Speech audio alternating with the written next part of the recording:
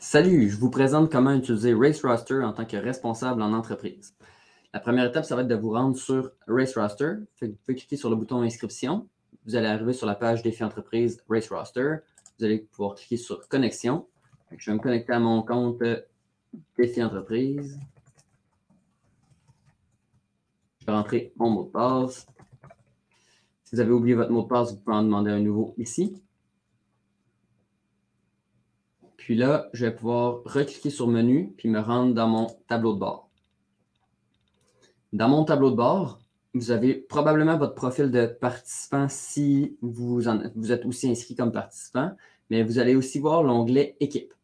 Donc, dans l'onglet Équipe, vous allez pouvoir faire différentes actions. Vous allez pouvoir modifier le nom de votre équipe. Présentement, moi, je gère l'équipe Défi Entreprise, fait que si je modifie son nom, ça va être différent. Vous allez pouvoir modifier les informations de l'équipe.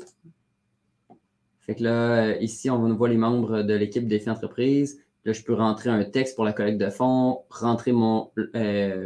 mettre en ligne mon logo d'entreprise, etc.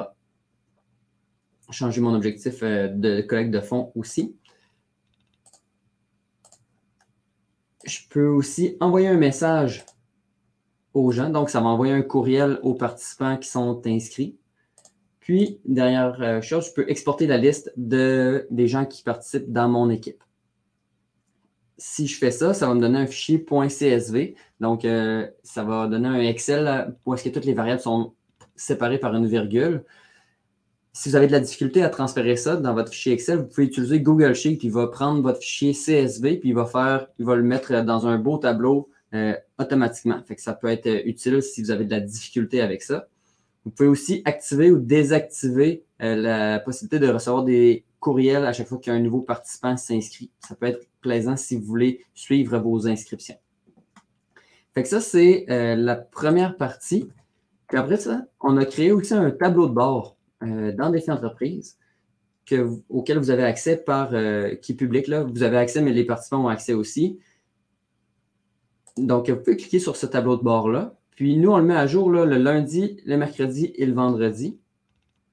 C'est un tableau de bord qui vous permet de voir on en est où dans le défi entreprise en termes de nombre de participants et tout ça. Fait que nous, on met en ligne le nombre de participants, fait qu'on voit que ça augmente, on voit le nombre de participants par ville, mais c'est aussi possible de filtrer par entreprise.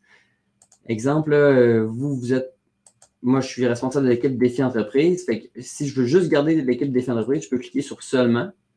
Puis là, je vais voir combien de personnes j'ai qui se sont inscrites dans les 7 derniers jours. J'ai 16 participants au total dans mon équipe. Là-dessus, il y en a 9 qui sont au Défi Entreprise Québec, puis 7 au Défi Entreprise virtuel. Fait que ça peut vous permettre de suivre facilement vos inscriptions. Même chose avec les entraînements par équipe. Là, ici, on a le nombre d'heures totales, le nombre d'heures par participant, etc. Mais si je veux filtrer les entraînements soit par équipe ou les entraînements individuels par mon entreprise, ben c'est possible aussi. Fait que je peux mettre Défi Entreprise ici, cliquer sur Seulement, puis là, je vais voir c'est qui les gens. À date, il y a juste moi qui a rentré des entraînements dans l'équipe Défi Entreprise, mais ça peut être possible de les filtrer aussi. Alors, c'est comme ça qu'on peut utiliser le Défi Entreprise de cette année. Si vous avez des questions, vous pouvez les marquer en bas du vidéo ou nous envoyer un courriel. Bon entraînement puis bonne chance!